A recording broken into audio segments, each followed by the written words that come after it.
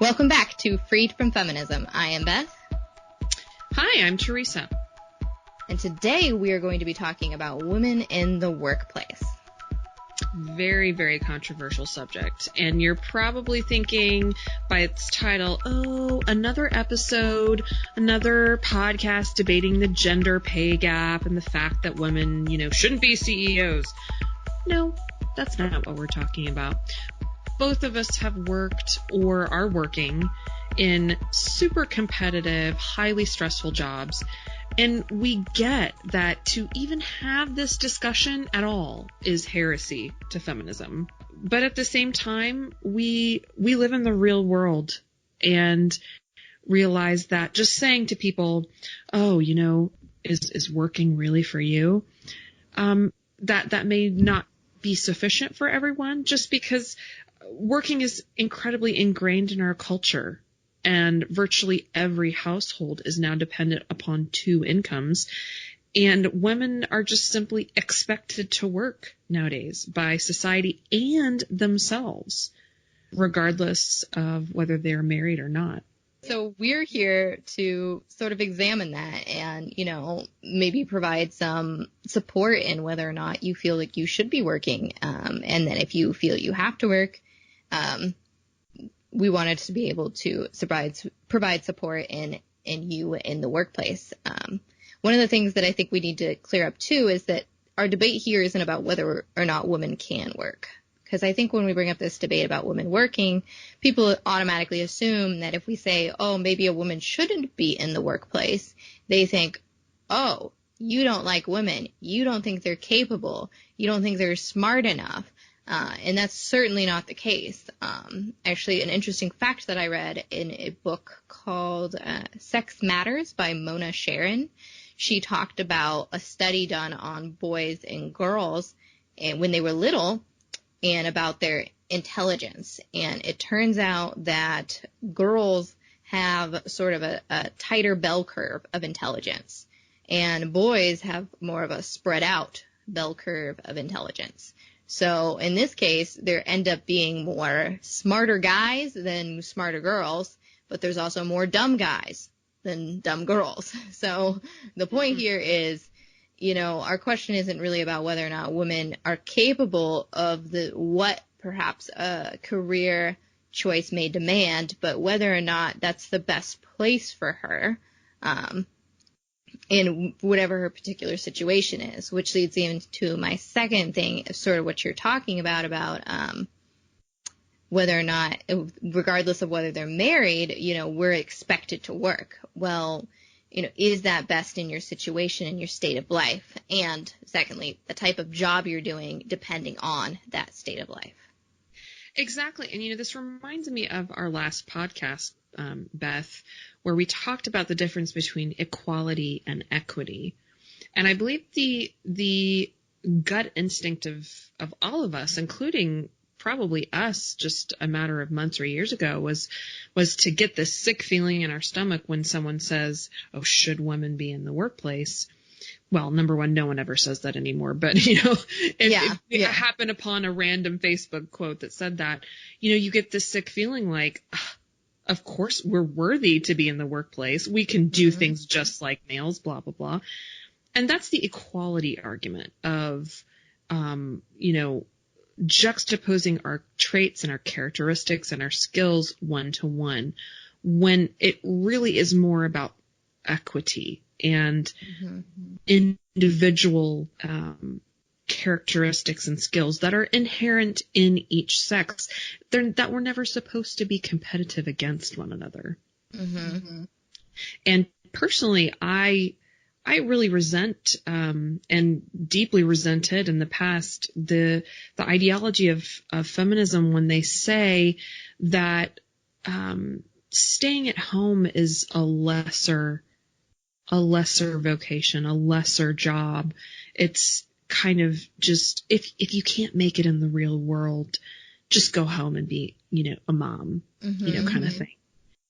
It's almost being judged as a lesser human and a lesser woman for choosing to stay at home, which is interesting because the ideology of feminism is all about choice, right?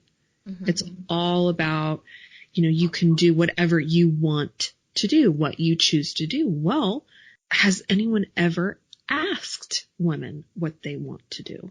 Has anyone ever actually said that to you? That whether you work or not is a choice. Mm-hmm. I mean, you'll hear it in school, you'll hear in the media, you'll hear even in your family, kind of this bully talk into kind of peer pressuring you into going into a career, whether or not you were meant for that, whether or not you want it. It's just kind of the automatic assumption of people nowadays. And it should actually be a choice. Your parents or you yourself should ask you that question. Do you want to work? Mm-hmm. That would have been great if somebody asked me that question. I think you were probably one of the first people that ever asked me the question about working as a choice. Because really, wow. Yeah, because I remember when we had first met, for our listeners, I was very unhappy in my job, and I was talking to Teresa, and she just said, "We don't have to work." And this was just shocking to me because I was thinking I got bills to pay. Like, of course I have to work. I can't go back home and leech off my parents, like, Right.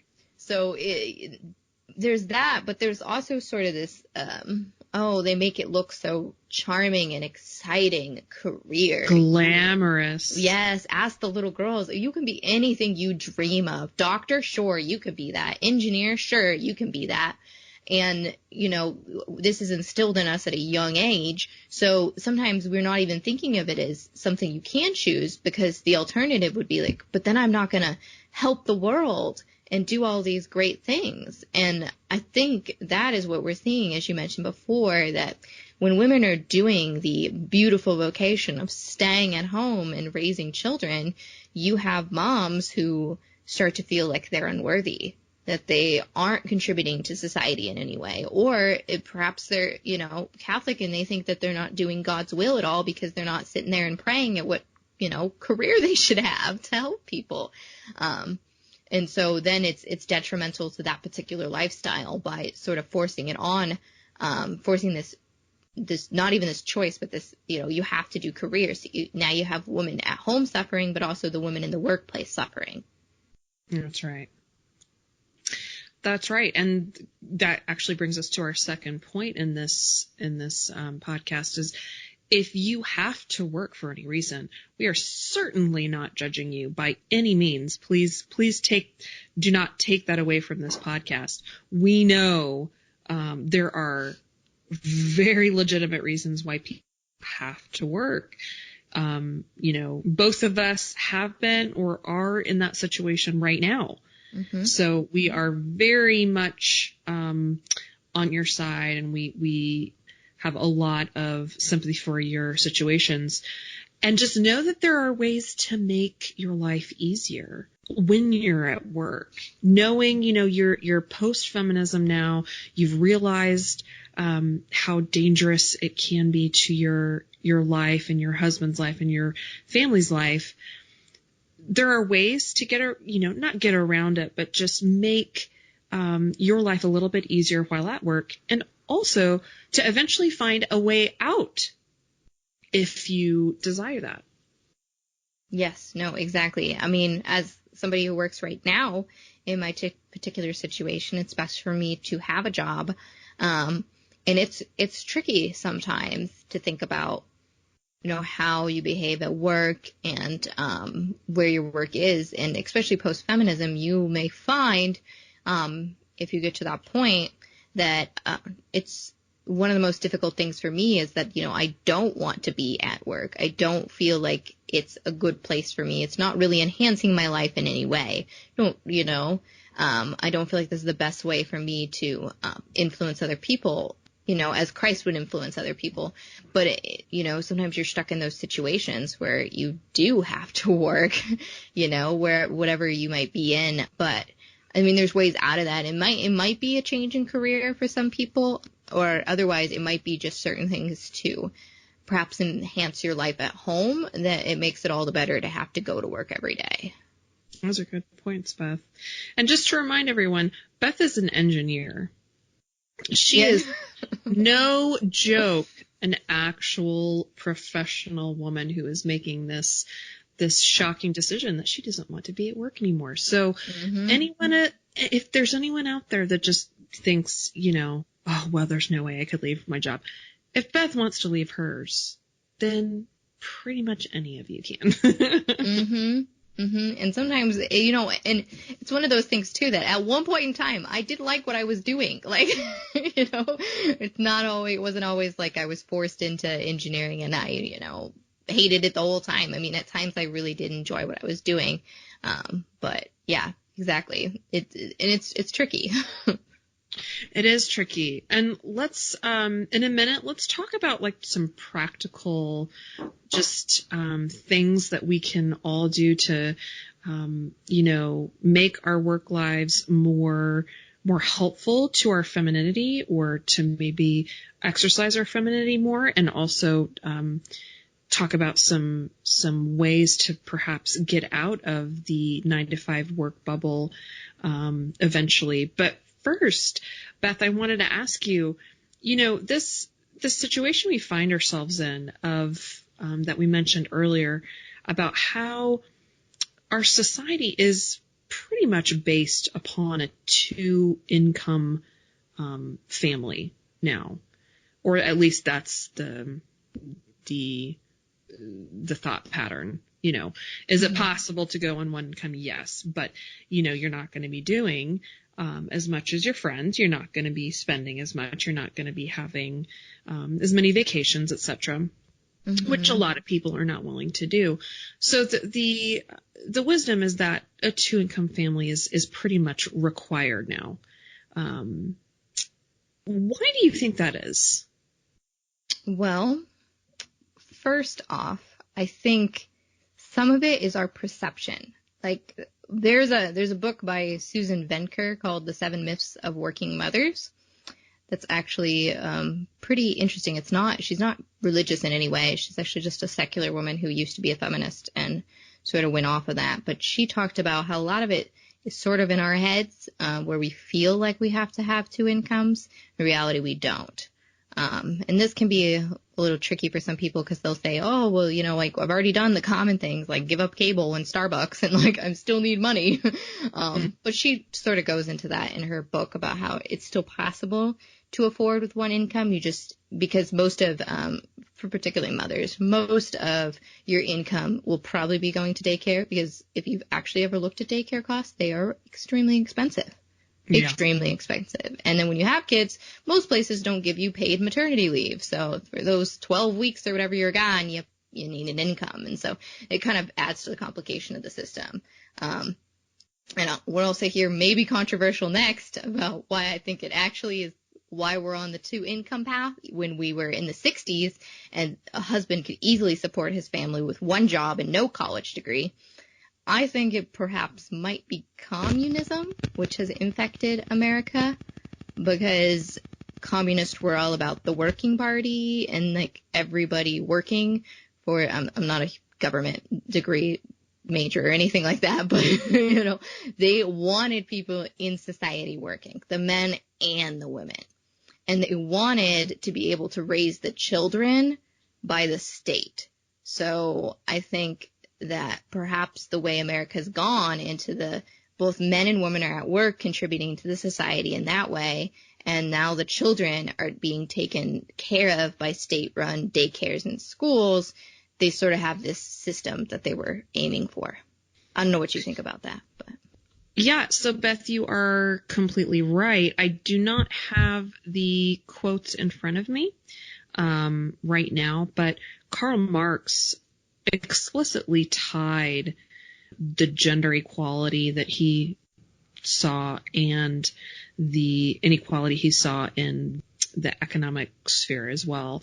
And he was a huge proponent of women leaving their family and going into the workforce, because when you have a larger workforce, that makes the society better. It creates these little, Marxist robots. Mm-hmm. And maybe we can do a separate podcast on that, because that's incredibly interesting and one of the things that people do not know about Marx. So you're exactly right. Communism and feminism seems to be tied in different ways, and so I'm glad you mentioned that. After World War II, after World War II, and women are starting to get restless in their homes. You got Betty Friedan, who's like, maybe I'd be happier if I was in the workplace instead of here with my children and husband, and so on. And so you got that, and you got this view of Marx and other communists where they want women in the workplace to contribute to society in that way. So you got both of these sort of coming out, and now we have, what is it, 60 years after that, and you have all of these things, and then you also have technology increases where women don't necessarily need to be in the home anymore. Oh, and especially nowadays where you got Amazon Prime to order anything you need, and you got irons and dishwashers and dryers, and so it's a very different world. So it's crazy actually to think about. We have all of these things, yet we still need 2 incomes to live at home, Yeah. No, I agree with your analysis there. So my opinion about how or why our culture has created a system where we air quotes, require a 2-income household is twofold. One, I agree with your analysis of at the very beginning it was communism, which has that aspect of communism has gone a little bit under-researched and underexposed, I think. And so they created that system that very much encouraged women to work, and they fed you this lie that basically you were only freed from the patriarchy by working. Well, that, especially, 50 or more years ago, that's a less effective argument for women. A lot of women can see through this.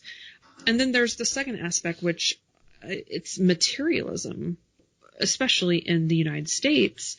Somehow we have been convinced that when we are 18 years old, we need to make a purchase that we cannot afford, which is obviously college.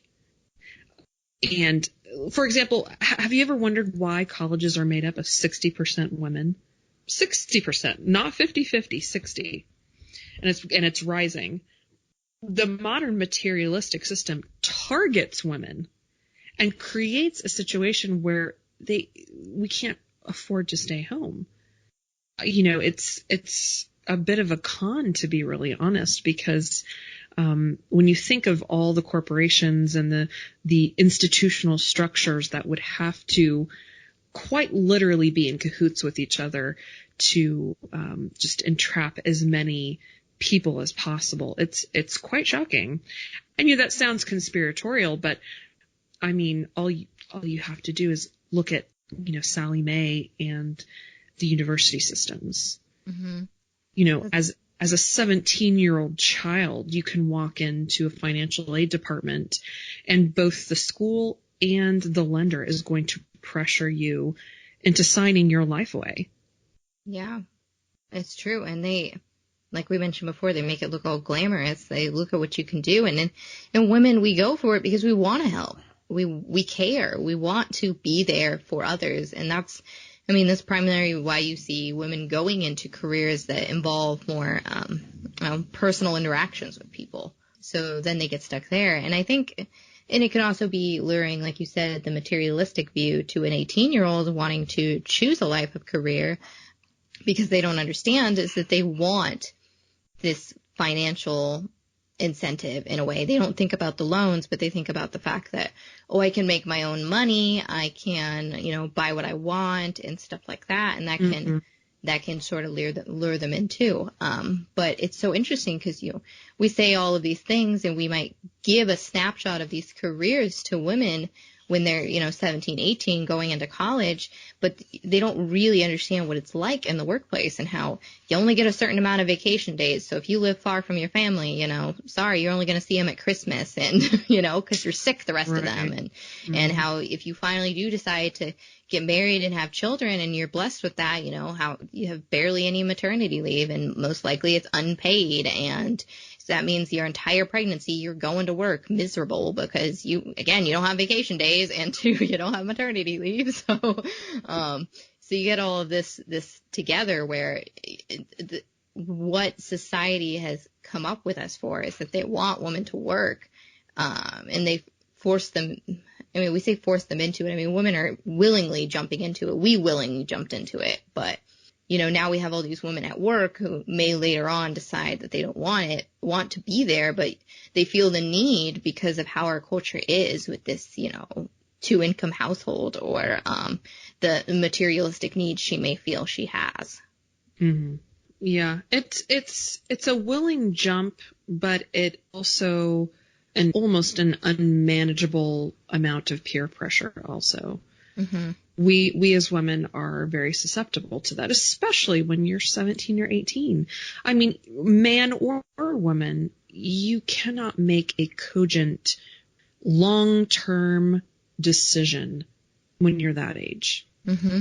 If you do, God bless you. I'm so excited for you because you are an exception to the rule. Mm-hmm. But to say that people are able to make good, rational, long-term decisions at that age for any reason is expecting too much from those people. And I think that's why a lot of young women are in the situation exactly like you just said, Beth, of, waking up one day when you're 24 and realizing that, wait, I don't really like this job. What do I do now? Mm-hmm. Not having stopped to think, well, wait, do I really want to do this? Do I have to do this? What happens when, I can't find a job after college? Yeah, no, I totally agree. And if you had, spoken to 18-year-old Beth, it'd be like what you said. I would say, oh no, I'm totally capable of all of this. This is great. I'll love that job, and it's what everybody told me too. I had my head screwed on straight. They thought I was going down the right path. And then, later I found out that it wasn't really what I wanted to do, but I didn't even know at the time, even after internships and career fairs. And I did all the possible things. And luckily, I didn't come out of college with debt of that sorts, but a lot of women do. And that's the tragedy of the system, because here we're telling women that they're capable of things, but we're not helping them in any way. We're just, only providing them one option, and it sounds pretty good, so they take it. Yeah. And the society has gotten so good at this, about glamorizing it for women, playing to their need for power, for influence, for stability, etc., that it's become a very easy sell, actually. But so enough about that. Let's go to kind of the practical tips of so let's say we have to work. We're talking, that's probably the majority of our audience, Beth, right now listening is, okay, well, I have to work, so what now? What, Beth, would you say to a woman who is, let's say, unmarried and can't really go back in time and undo college and make those decisions again? What do you suggest that she do with regards to her choices? Like, does she get a part-time job? Does she continue in what she's doing? Does she just up and quit? I mean, what would your advice be?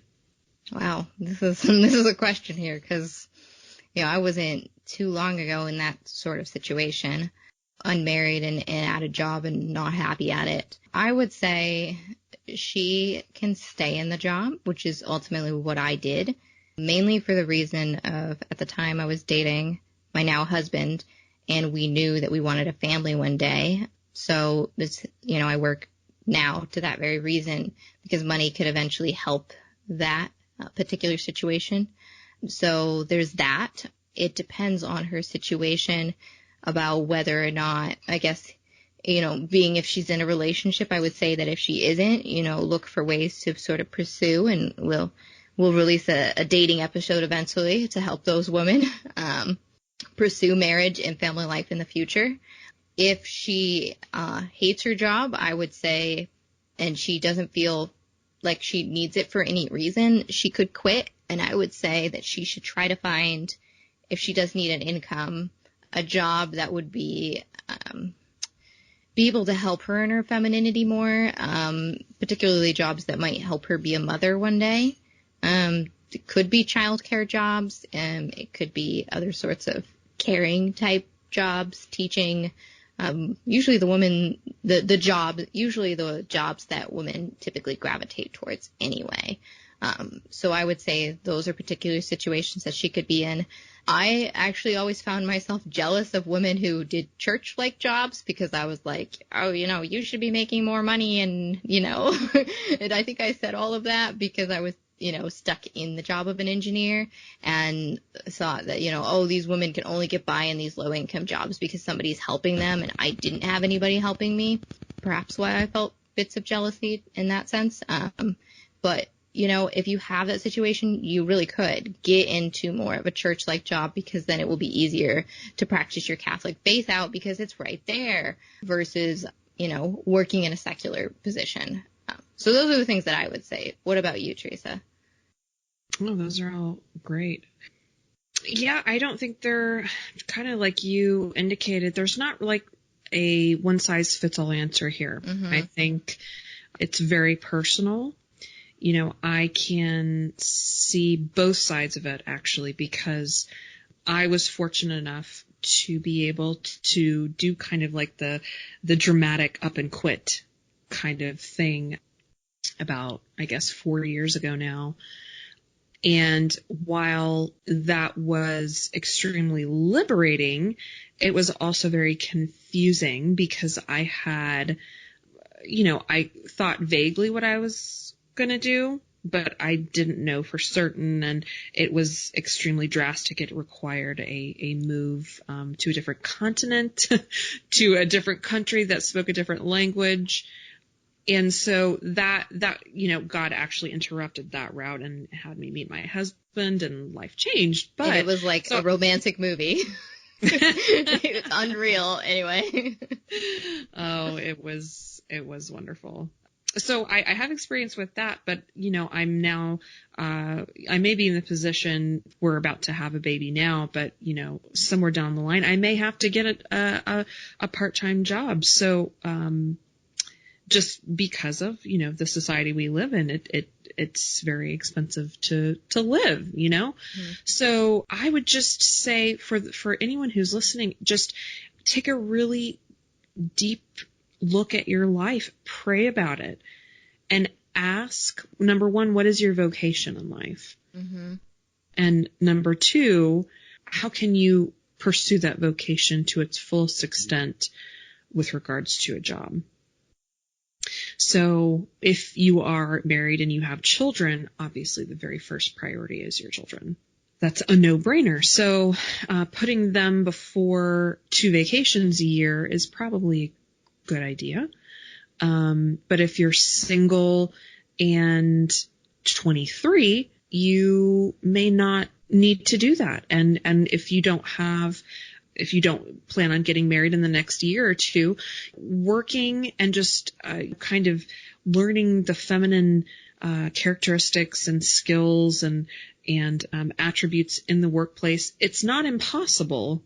It is very difficult, but that may be what you need to be doing for that season in your life. So yeah, my main advice would just be to really, really pray about it, and then follow what is going to work best with God's vocation for you.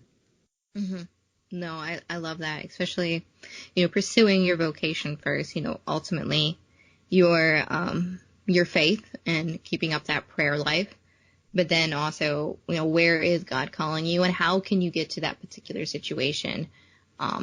Like, for instance, if you are called to religious life, but you find yourself in a lot of debt, maybe you really do need to work now, and you need to work hard and figure out ways that you can pay off that debt so you can enter religious life, if that's a possibility. Or if you are feeling called to marriage, And same thing with the other situation, not getting discouraged and just waiting and seeing it out and seeing what you can do. And ultimately, you don't have to stick with the job that you're in if it makes you unhappy.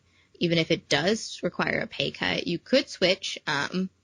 It works. Or you might find yourself like me, in which I stayed just for the purpose of mainly convenience. I already had the job, and two, cost for the future. So. Absolutely.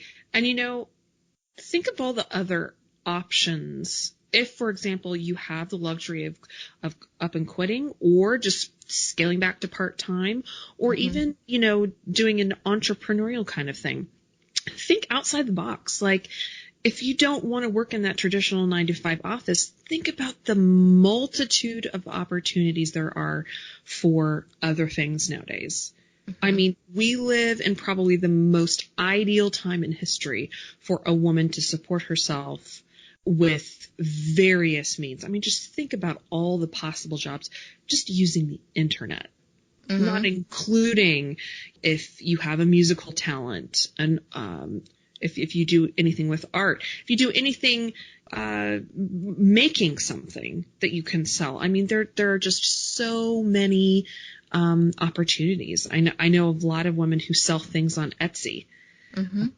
Or I actually know of a woman who I believe supports herself by flying around the world, get this, and buying Starbucks mugs at foreign locations and selling them online. Wow.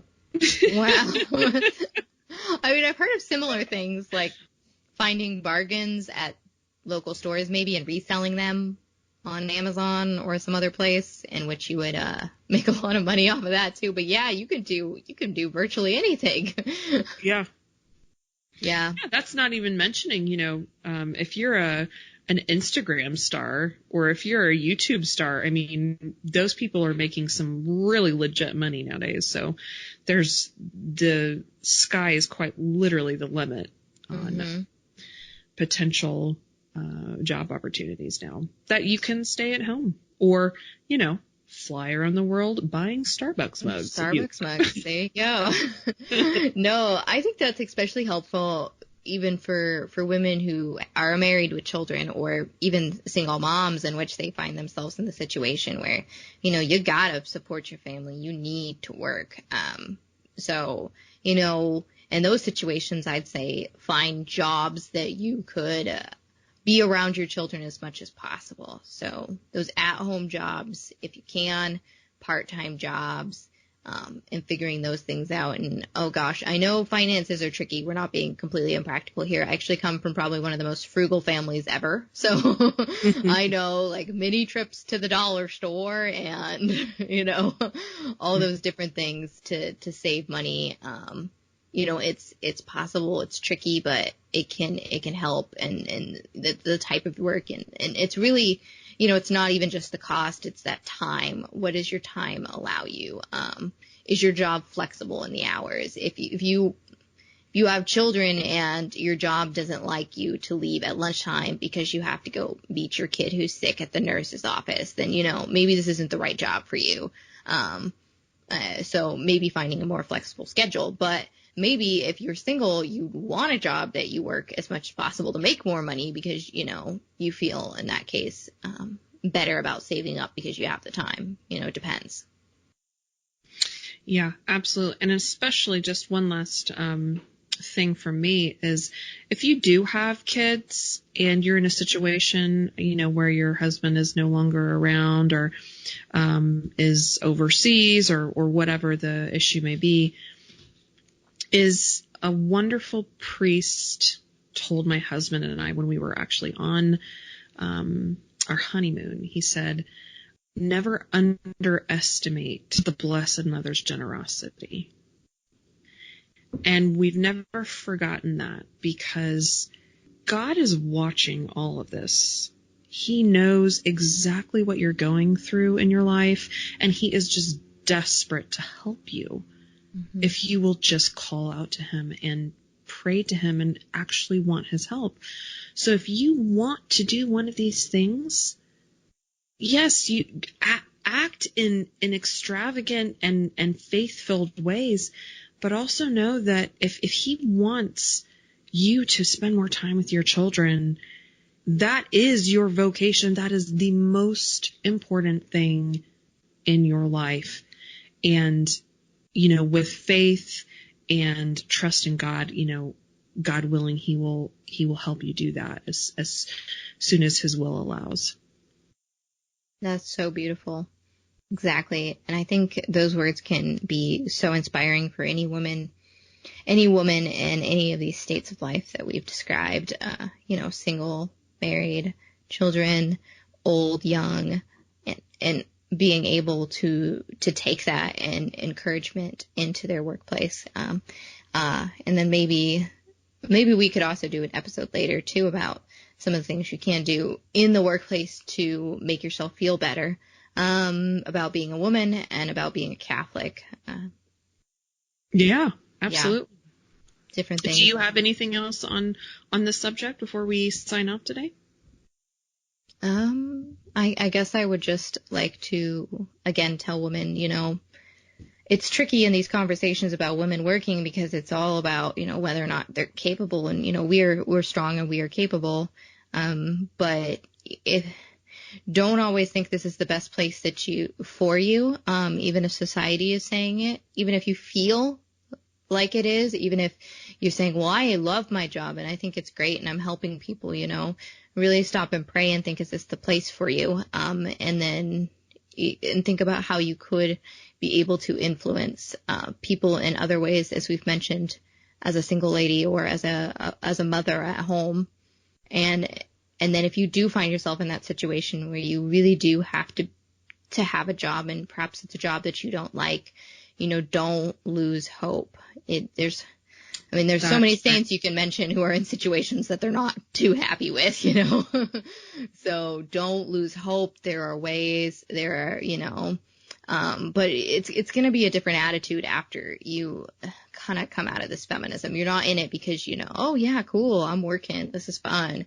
How can I be Catholic at work? It's more of like I have to work and I have to be Catholic here, and it's challenging. So, don't give up. And I know what you feel like in the situation if you happen to be somebody who's single or married and has to work. Absolutely. Very well said. I'm not even going to add anything to that, Beth. All right. Very nice. All right. Well, on that note, thank you again for listening to another episode of Freed from Feminism. Please share this podcast. Tweet it out. Put it on your Facebook. Put it on your Instagram. Tell your peeps about it. Subscribe to it in iTunes and wherever else you're listening to us from. And check us out on Twitter @FreedFeminism. And I think that's about it. Thank you again for listening. God be with you.